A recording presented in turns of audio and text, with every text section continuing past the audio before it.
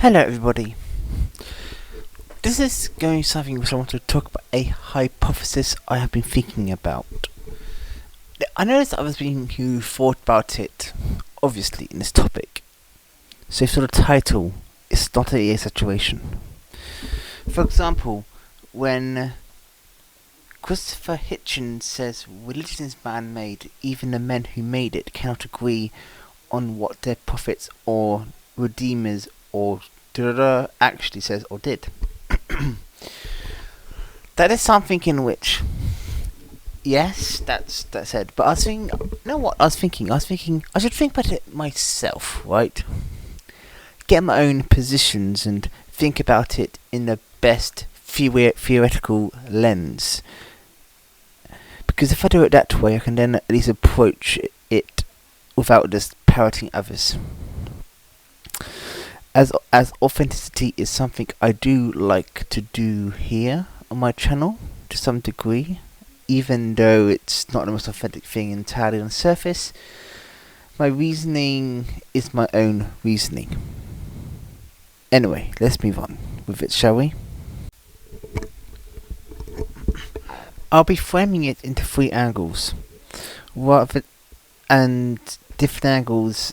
This will be in however order it is deemed appropriate. The claim I'll be making, which is all religion is man-made, is not something I'm saying casually itself, because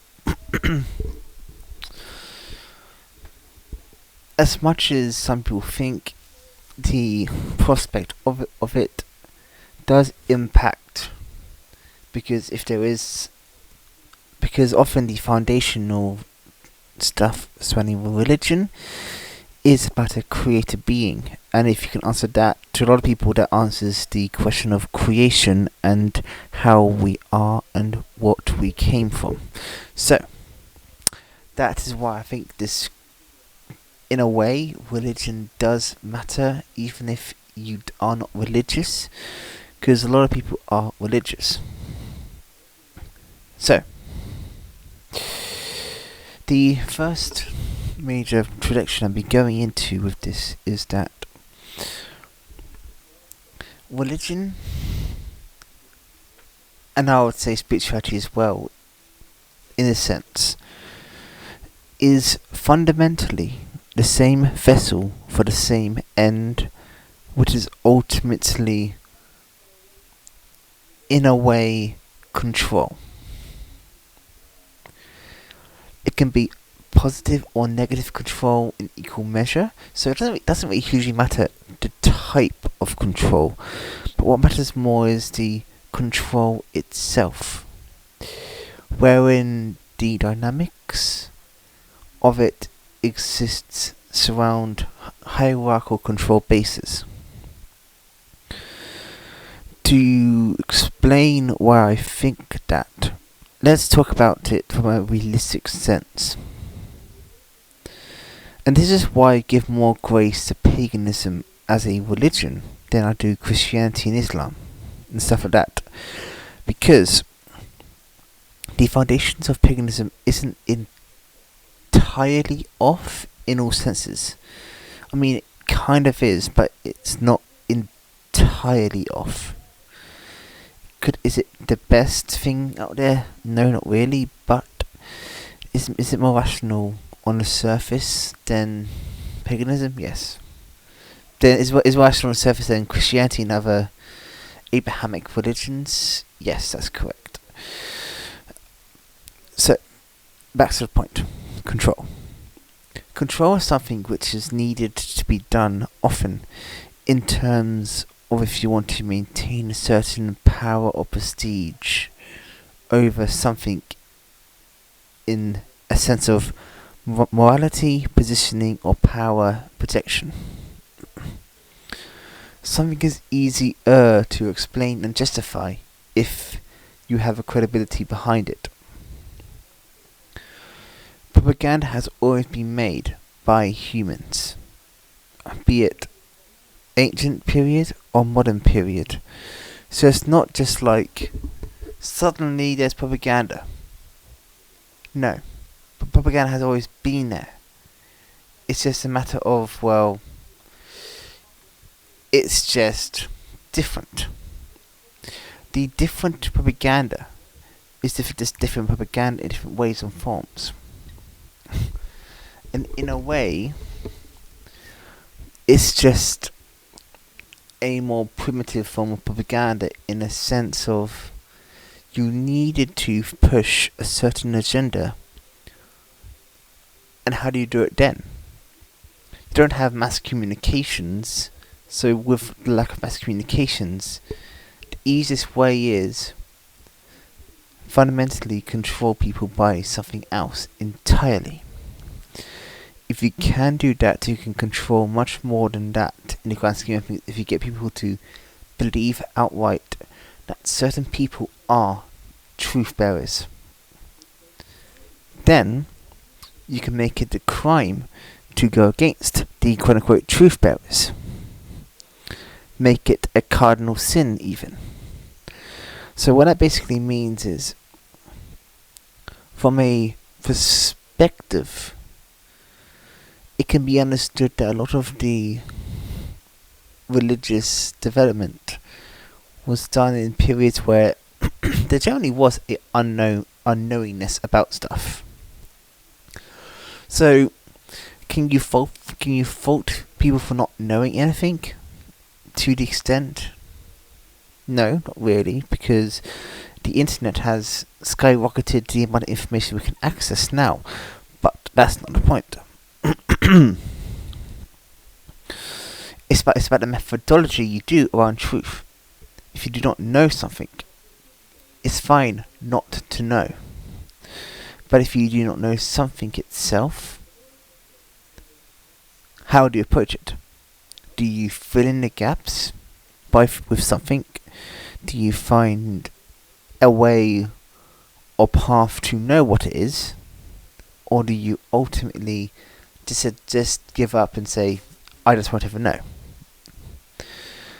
What I think happened here is that the I don't know was answered by some with it's this X being which was made up, which gave the answers which is convenient to the thing and had the necessary brutality and morals of the time.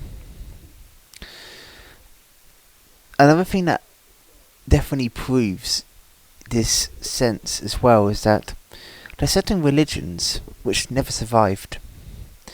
They all are on life support now. There's let's use Zoroastrianism for example, right? They still technically are around, but with no real influence. And that's a prime example, right?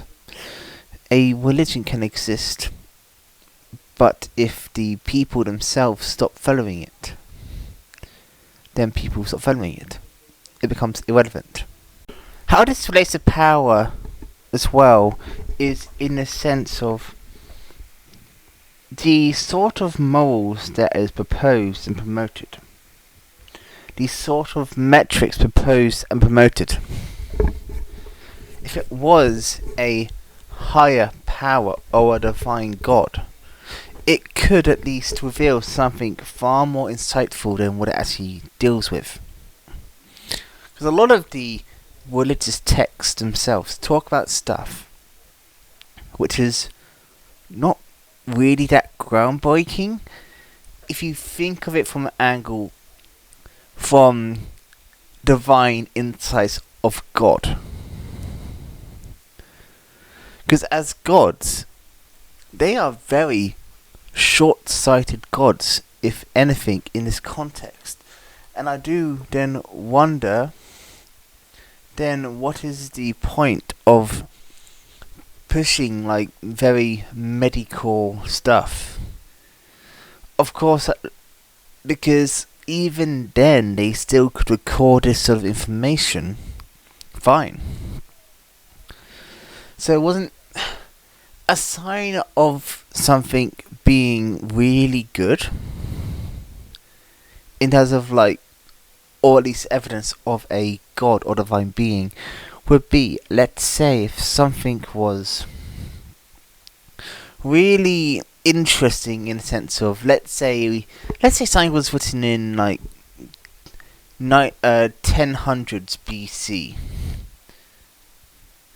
and then having that thing talk about, let's say, 2024 with good enough accuracy. If you did something like that, I'd believe it then to some degree, because you can't make that stuff up. Because if they had if they are gods, they can control time, or at least see what the time should be doing, theoretically. So surely then they can control enough to a degree that they have enough idea where humanity is going to go in the first place. If they cannot control or understand that, what is there distinguishing it from just a human being with enough foresight to record it down? I'm serious. There's not much distinguishing factors in this dynamic. Like, when you compare a lot of the principles of what they talk about, if you really break it down to it, it's about community. But we always had that sense of focus on community, even by our own selves, without religion. So even then, it's not a unique apparatus. What's unique about it is the salvation and creation narrative.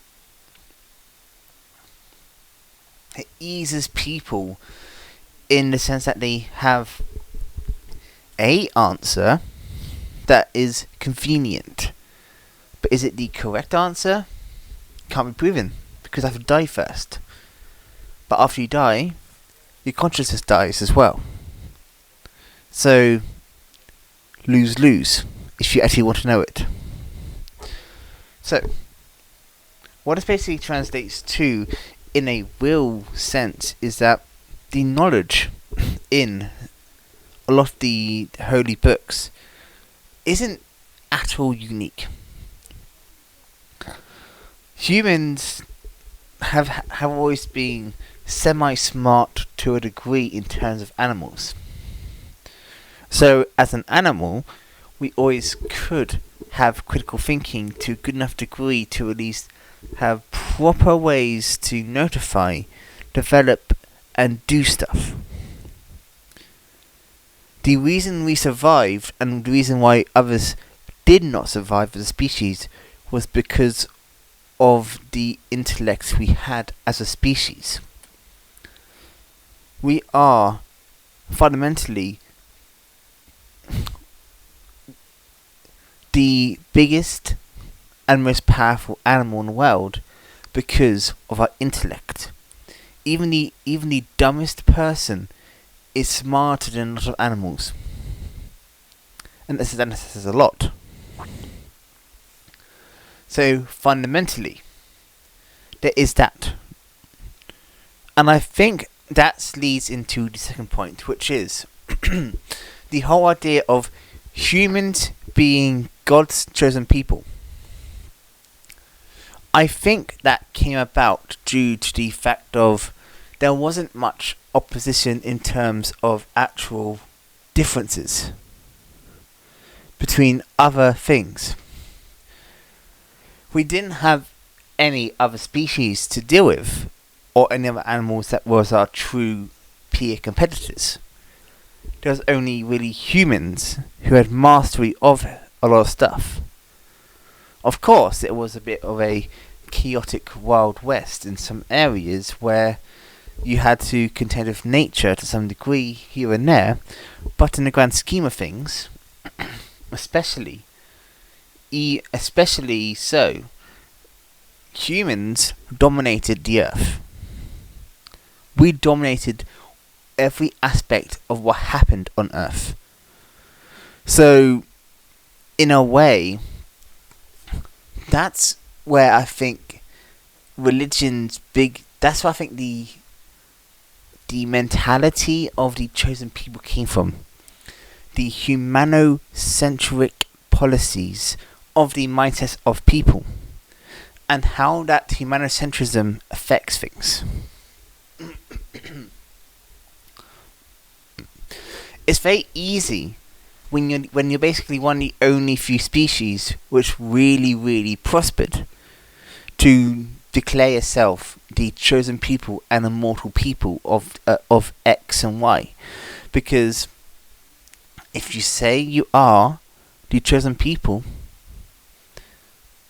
and they say, "Oh look, we survived, we prospered, we are protected," when the reality is, you just survived and prospered because we are, generally speaking, one of the most intelligent species on the face of planet Earth. And we survived because we adapted and learned appropriately. Because our advantage was clearly not in our strength, nor in our body. Because, quite frankly, our bodies is terrible in terms of actual bodies. So, what then is the conclusion then? Basically that, why not? Why wouldn't it naturally develop that you fundamentally develop a system in which humans are seen as chosen people because of survival? It's just, in some ways in my mind, a glorified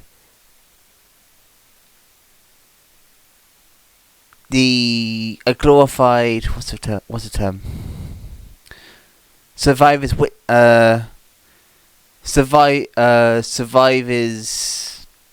bias sort of thing. Because if we weren't surviving clearly as much, it'd be pretty much a case in which I don't think they would proclaim we are God's chosen people, because God's chosen people, if you have a God which is a everlasting and immortal and all-powerful God, cannot lose. So, that is the sub-point to that point. On top of what I said there, humanocentrism combined with human exceptionalism, I think explains a lot about it. Because humans do tend to talk about themselves as if we are the moral arbitrators of the fate of planet Earth a lot. Don't often I say minutes whatever, but it does relate to religion, because especially when you add human exceptionalism into it, which is the view that humans are not only qualitatively different from other animals, but they are greater in moral value. And if you think about it in many ways, a lot of the religious belief systems work on a principle that human exceptionalism is fundamentally the status quo. Of course, under the God system sort of thing, but humans were given a lot of exceptionalism in terms of status. Let's look at Noah's flood, right? Who was the one to save the species of animals in the fictional story there? Humans. Who was the one to do everything? Humans. Who was the first created beings in the Bible? Humans. That's what I mean. Humans. Humanocentrism and human exceptionalism. Where basically humans are seen as greater than all other animals. before you say then that, as a contest, that, but isn't religion about putting yourself below God? Yes, that's correct. But at the same time, even within religion, there is an idea that humans are better than other animals. Humans are the vessels and prophets of God, therefore superior. So, it still applies. The same logic still applies. And that, I think, is the interesting thing about this, is that a lot of concepts which is used elsewhere is used within a lot of common religious texts. Of course, with the people, humans, acting as quote-unquote servants of God. But they acted within a humano-supremacist or human exceptionalist mindset, because they themselves saw themselves as prophets of God, spreading God to other humans, which basically then further promoted an ideology within the religion of human exceptionalism. And that's what I think is really quite interesting about it.